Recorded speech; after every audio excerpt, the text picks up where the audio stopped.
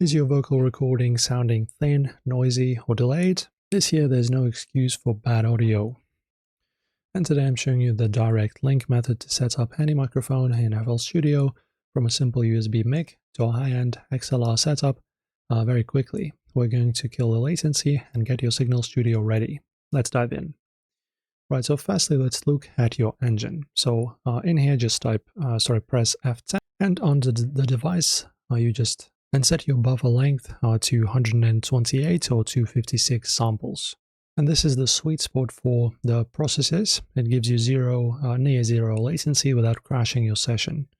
And also, a pro tip, toggle on the triple buffer if you're using heavy AI plugins while recording. It keeps the signal stable even on lighter laptops.